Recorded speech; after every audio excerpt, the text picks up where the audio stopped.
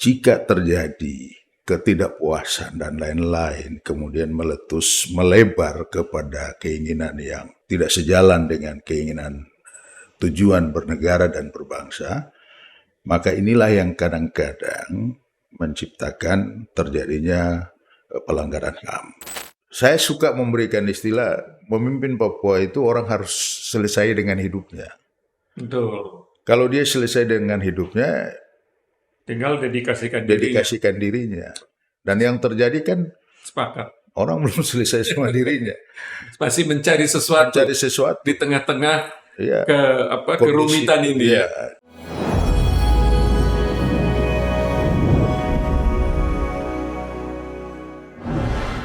Assalamualaikum warahmatullahi ta'ala wabarakatuh. Selamat pagi, salam. Pagi ini kita akan berbincang-bincang dengan Ketua Bamus Papua, Bapak Frans Ansanai, seorang tokoh Papua yang sudah dikenal di tingkat nasional, terutama terkait dengan beliau sebagai bagian daripada penggagas, ya, salah satu penggagas dari otonomi khusus di tanah Papua.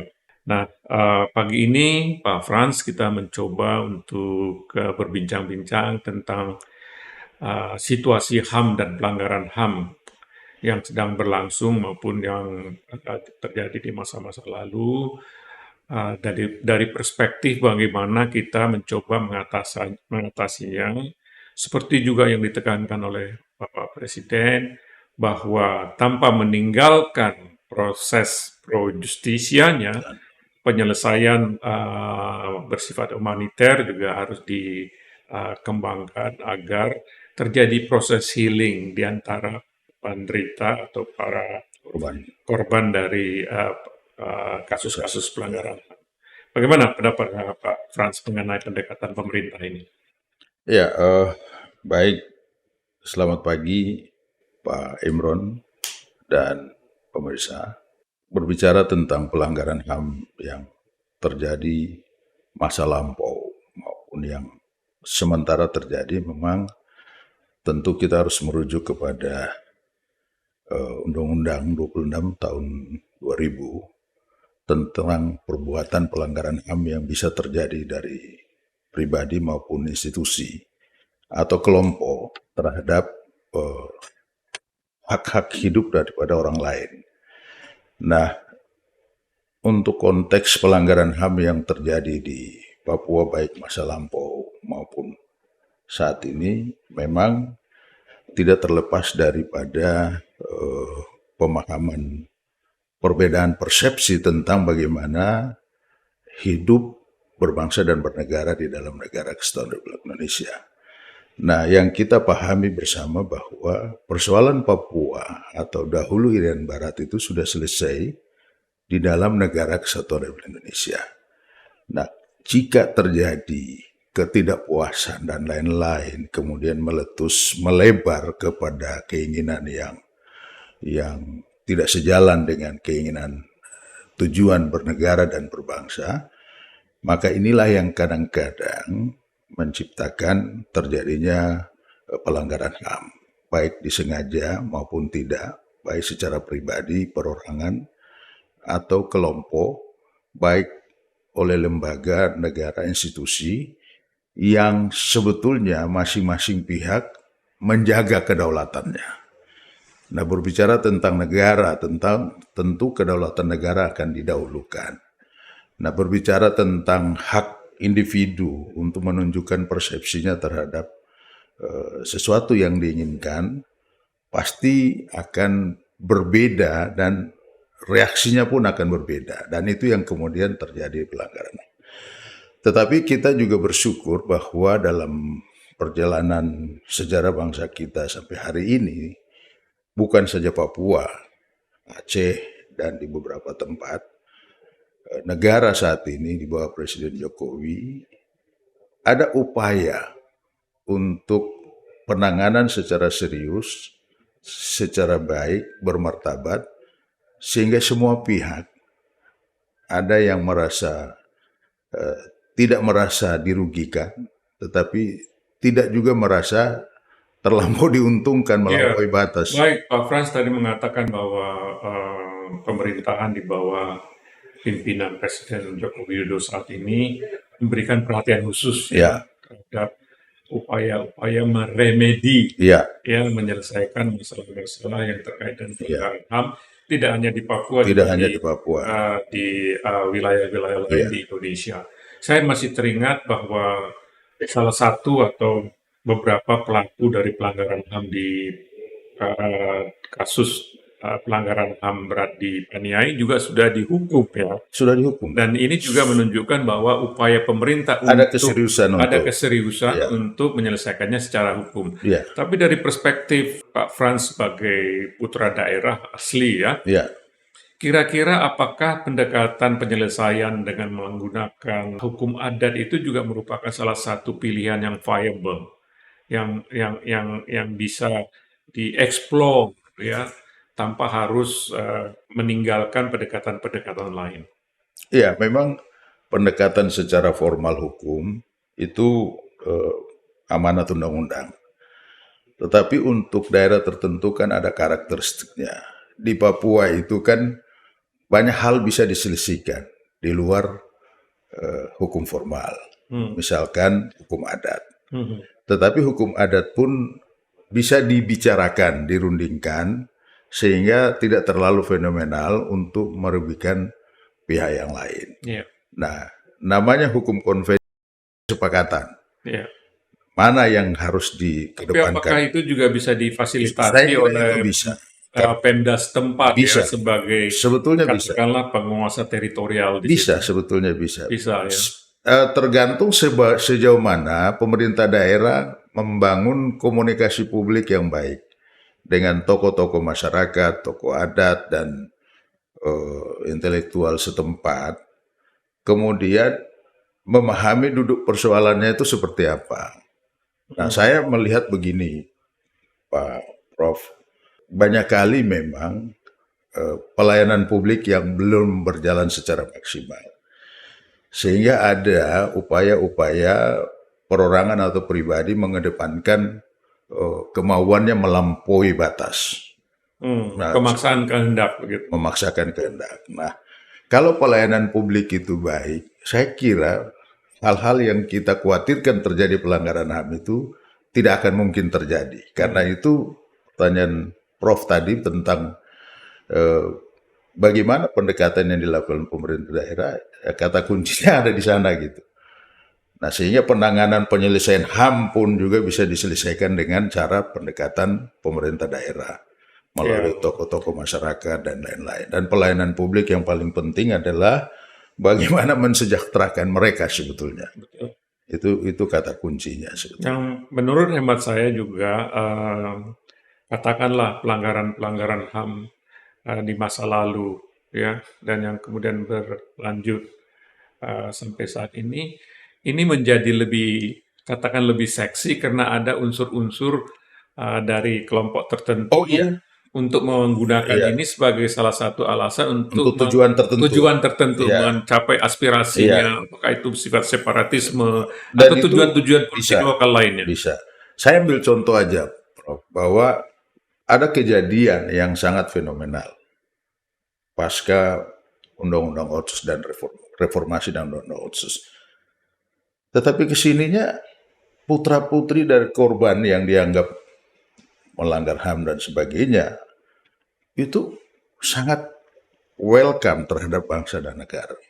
Mereka menyadari. Ya, putranya Teis misalnya, Putranya Teis Yanto ya, Yanto sangat sangat terhadap apresiatif terhadap upaya-upaya yang diambil upaya-upaya. oleh pemerintah. Saya kira itu merupakan contoh ya. Ini satu contoh konkret, Pak. Ya, Nah, ada di beberapa daerah seperti pertanyaan Prof tadi yang memang kemasannya itu sudah sulit kita membuka gemboknya. Jadi setiap ada kasus itu dijemput bola, dijadikan pemicu dan dikemas sedemikian rupa, politisasi sedemikian rupa. Nah, ini yang memang perlu dieliminir.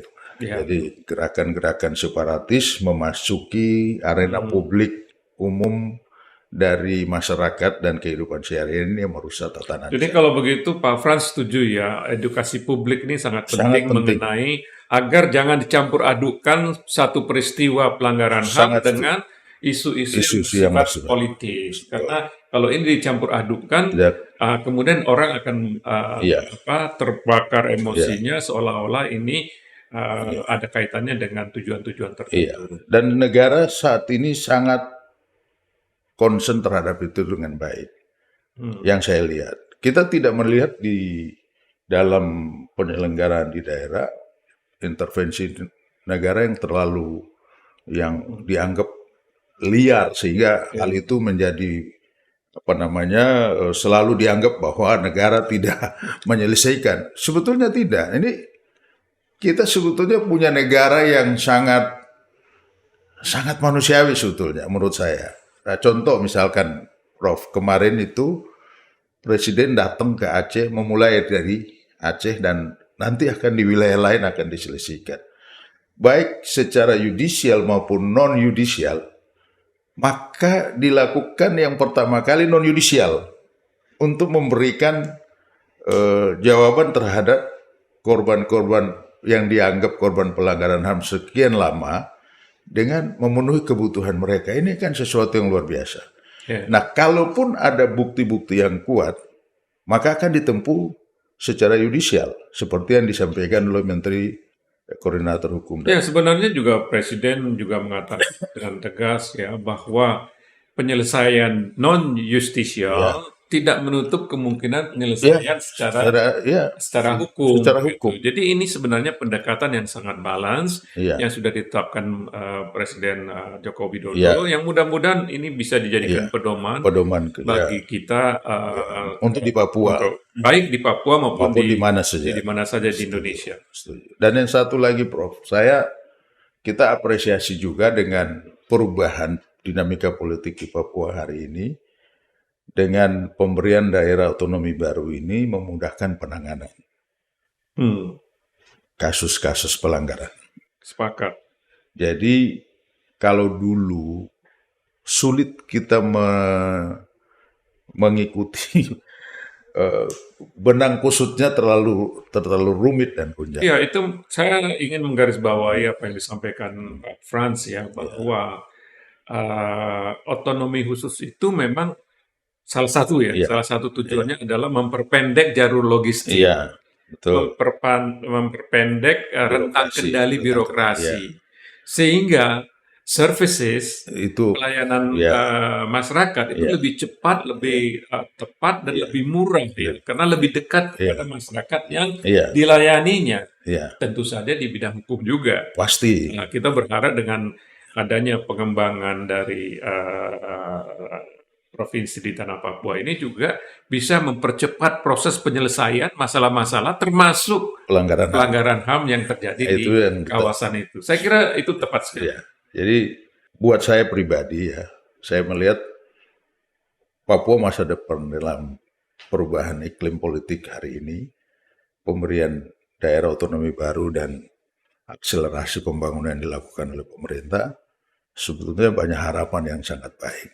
Ya, Frans, tadi kita narasi kita atau diskusi kita pagi ini lebih menuju ke arah pelanggaran HAM yang terjadi di masa lalu Iya, kan dilakukan oleh iya, oknum-oknum tertentu, iya, apakah itu dari TNI atau apakah itu dari Polri. iya. Tapi kita juga tidak menutup kemungkinan Dari masyarakat, dari masyarakat sendiri dan iya, kemudian dari kelompok separatis iya, sendiri. betul. Karena berdasarkan bacaan saya, ya laporan ini Iya, sangat kredibel, dikeluarkan oleh Satuan Gugus Tugas Universitas Gadjah Mada.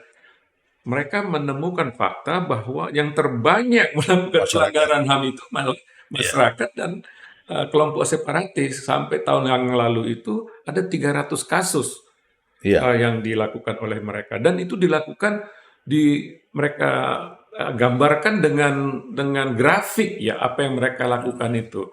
Ini kira-kira bagaimana ya tanggapan dari Frans sebagai seorang tokoh Papua ya, di mana korbannya adalah orang-orang asli Papua, pelakunya juga iya, pada umumnya akhir-akhir ini semakin marak itu adalah dari kelompok masyarakat dan justru juga dari kelompok separatis itu. Bagaimana pendapat Pak? Ya, artinya tadi saya awali dengan pesan undang-undang. Perbuatan pelanggaran HAM itu kan bisa dari pribadi, kelompok bisa berarti non pemerintah, ya, bisa juga dari pemerintah.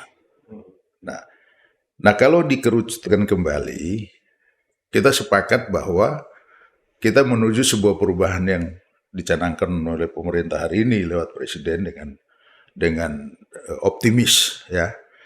Nah, pertanyaannya adalah apakah pelanggaran HAM itu hanya terjadi dari pemerintah saja atau korban yang terjadi di pihak masyarakat atau kelompok masyarakat yang menentang pemerintah itu bukan bagian dari pelanggaran HAM. Ini juga keliru kita, Pak. Papua itu unik, Pak. Kita harus melihat bahwa katakanlah saya mau mundur jauh ke belakang. Katakanlah sebelum ada negara, misalkan Papua itu kita gambarkan hari ini. Apakah tidak terjadi pelanggaran HAM?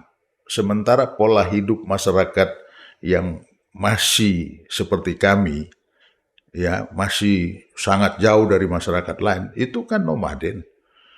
Kita punya wilayah perburuan dan kadang-kadang ada hal-hal yang menimbulkan pelanggaran HAM. Misalkan wilayah saya diserbu oleh wilayah yang lain cari makan, pasti kita bunuh. Dan itu terjadi gitu. Ya, perang suku. Perang suku terjadi. Ya. Terus atau misalkan ada istrinya diambil orang atau anaknya diambil orang. Ya, itu local wisdom itu. Tapi apakah ini bukan pelanggaran HAM? Ini juga pelanggaran. Ya, betul. Ini juga terjadi. Kan amanat undang-undang begitu kan. Nah, pertanyaan berikutnya dalam kondisi kasus Papua hari ini, maka jujur bahwa ada ideologi lain yang dipaksakan di Papua. Ada ideologi lain yang ingin melepaskan Papua dari NKRI. Sehingga melihat hal ini selalu dikemaskan. Ya, dicampur adukan. Kita nggak tahu mungkin korban akibat perang suku. Dibilang itu akibat daripada tindakan oknum atau negara terhadap mereka. Ini juga harus jujur. Ya. Mereka juga, kita punya saudara-saudara saya juga harus jujur. Bahwa itu bukan. Itu bukan. Nah, kadang-kadang dari beberapa kelompok yang ekstrim juga, beberapa data jejak digitalnya, suatu ketika ada yang kalau dilihat videonya atau fotonya, itu orang memang mati gitu. Tapi begitu mungkin dia lupa, ya mau bercanda atau seperti apa, mengambil gambar yang lain, dia ketawa. Orang yang sama gitu.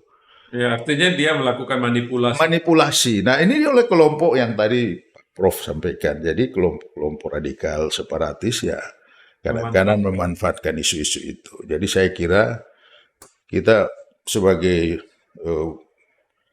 bangsa Papua, kita harus bangga punya negara seperti ini. Baik, Pak Frans, tadi kita sudah mencoba melakukan peninjauan bersifat retroaktif ya ke belakang dan yang sekarang. Nah, untuk kedepannya Pak Frans, apa kira-kira upaya ya apakah itu didukung atau tidak didukung oleh pemerintah itu lain persoalan.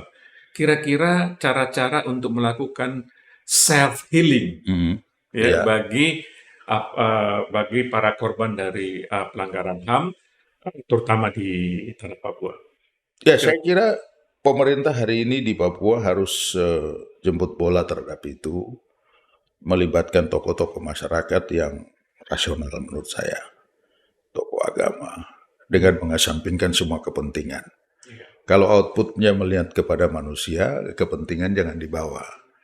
Kalau saya hadir sebagai seorang tokoh gerakan Papua Merdeka, saya akan bicara dari perspektif itu. Itu persoalannya gitu. Nah, sekarang persoalan itu di Papua kita sulit membedakan. Tokoh agama bisa bicara tentang itu. Tokoh adat bisa bicara tentang itu. Nah, pertanyaan Prof tadi bisa diselesaikan kalau kita hadir sebagai manusia yang ingin memanusiakan manusia lain. Dengan mengesampingkan kepentingan. Kalau memang ada hak yang bersangkutan secara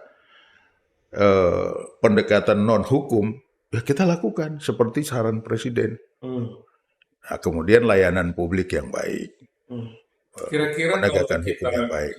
ringkaskan saran dari Pak Frans tadi adalah upaya kita untuk melakukan kanalisasi Iya, dari dugaan-dugaan pelanggaran HAM ini sehingga bisa diselesaikan bisa diselesaikan secara baik dalam konteks hukum maupun dalam konteks non hukum, non-hukum. tapi benar-benar genuine dari datang dari masyarakat Masyarakat itu. asli Papua sendiri. Kira-kira begitu ya. Iya. Dan pemerintah juga harus memahami, Memberdayakan ya. ya, memberdayakan dan memahami masyarakat Papua ini, masyarakat Papua yang bagaimana. Ya. Saya ingin memberikan masukan kepada pemerintah karena kadang-kadang kehadirannya bisa membohongi juga. Ini juga harus menjadi tanda petik bagi kita. Ya, kadang-kadang mereka mengaku sebagai tokoh ternyata Ternyata bukan. ternyata bukan. Kasihan. Kasihan jadi terjadi semacam distorsi dan waktu yang untuk kepentingan diri pribadi. sendiri. Iya. Nah, saya melihat kemarin ya sangat menarik ya. Mungkin juga ini merupakan bagian daripada healing ya, proses healing Iya. dari apa yang terjadi, baik yang dilakukan oleh oknum-oknum tertentu maupun oleh masyarakat Kelompok-kelompok. dan kelompok separatis. Itu saya melihat besar-besaran itu Presiden Joko Widodo meresmikan Iya. apa yang dinamakan PYCH ya, Iya. Papua Youth Creative Hub. Iya. Saya lihat luar biasa, ternyata perkembangan dari anak-anak muda Papua, kreativitas mereka itu tidak kalah dengan generasi muda di pulau-pulau lain, termasuk di Pulau Jawa gitu. Apakah ini terobosan-terobosan seperti ini bisa menjadi bagian daripada proses healing itu menurut Pak Frans? Saya kira itu yang hilang selama ini. Itu yang hilang selama ini. Kebanyakan, ya saya tidak menyebutkan pribadi, tetapi pejabat Papua, pejabat kita sendiri, orang asli, kadang-kadang lupa. Saya suka memberikan istilah, memimpin Papua itu orang harus selesai dengan hidupnya. Betul. Kalau dia selesai dengan hidupnya, tinggal dedikasikan dirinya. Dan yang terjadi kan, sepakat, orang belum selesai sama dirinya. Masih mencari sesuatu di tengah-tengah kerumitan ini. Ya, gitu. Dan apa yang disampaikan Prof tadi, sebetulnya itu yang harus terus dikerjakan generasi muda. Saya ada binaan lewat saya kemarin di Papua, kunjungan presiden, anak muda main musik. Oh ya, itu binaan kita. Lakas ya. Iya, itu. Falakas. Luar biasa. Itu saya melihat juga viral di dan itu di sosial media, sampai-sampai presiden menyanyi dan menari. Luar biasa. Dan kan bisa. Bisa. Itu yang kita lakukan di luar pelayanan publik pemerintah. Berarti sebetulnya bisa. Pertanyaan Prof tadi, sebetulnya ada kesempatan diberikan, disiapkan pengembangan SDM mereka dengan anggaran yang begitu besar. Iya. Sebetulnya itu pintu pertahanan negara kita. Dan lagu-lagu yang mereka bawakan itu sangat nasionalis. Saya juga kagum melihat di sosial media itu bahwa ternyata the silent majority is there, ya, bahwa mereka itu betul-betul bagian daripada negara kesatuan Republik Indonesia. Gitu. Itu luar biasa. Saya kira saya harus mengucapkan terima kasih juga kepada Pak Frans ya atas binaannya yang sangat luar biasa, menunjukkan bahwa ada aspek lain dari aspek yang selama ini orang-orang terpaku kepada isu-isu yang tidak penting, seperti separatisme dan lain sebagainya. Dan saya juga turut menyaksikan juga di sosial media itu Bapak Presiden Jokowi meresmikan Street Carnival di Jayapura, di Sentani ya. Itu juga sangat luar biasa. Ternyata ide kreativitas dari generasi muda Papua itu tidak tertinggal. Bahkan mungkin pada sisi lain bisa lebih maju dari generasi muda di pulau-pulau lain, termasuk di Pulau Jawa. Bagaimana tanggapan Pak Frans? Saya sangat setuju, Pak. Ini untuk berlanjut ya. Untuk berlanjut. Nah, kesempatan itu harus diberikan. Dan kalau itu diberikan, anggaran daerah kan besar sebetulnya. Kenapa sih tidak dialokasikan untuk pemberdayaan seperti begitu? Ya mungkin setahun berapa kali begitu ya. Iya, pasti bisa, Pak. Tergantung kepala daerah. Untuk memberikan kesempatan kepada mereka juga berkreasi Iya. dan berkompetisi dengan rekan-rekannya Iya. baik di Papua maupun di tingkat nasional ya. Yang sekarang kan kreativitas dibangun dengan kondisi kemajuan digitalisasi dan sebagainya. Kita ambil contoh dulu, Akub Senel sebagai gubernur yang bukan orang Papua, tapi dia bisa memberdayakan sepak bola Papua. Oh iya, betul. Karena ada ruang yang diberikan, Ya. kemudian ada spirit yang dibangun, Dan ketersediaan orang lokal tidak mempermasalahkan dia tidak ada. Sebagai orang luar. Ya. Malah dianggap itu gubernur yang sukses buat kami orang Papua. Ya. Yang kedua, zaman pemerintahan beliau, waktu dia sedang mengemudi mobil, bawa mobil atau dia bisa berhenti, ambil anak sekolah, naik di mobilnya, atau perintah kepada semua ASN di Papua, kalau lewat ada anak sekolah diambil, diangkut untuk diantar. Sekarang kan stylenya beda, Pak. Ya. Menurut saya terlalu kaget dengan kondisi. Harus ada human touch ya. Harus. Karena memang kita sebagai sesama manusia tentu harus saling menghargai ya. Baik Pak Frans, terima kasih sekali atas obrol-obrolnya pagi ini dan semoga Bapak selalu sukses sebagai bagian daripada gerakan kita untuk menjadikan Indonesia ini sebagai Indonesia emas pada tahun 2045 yang akan datang. Terima kasih, Bro. Salam. Salam.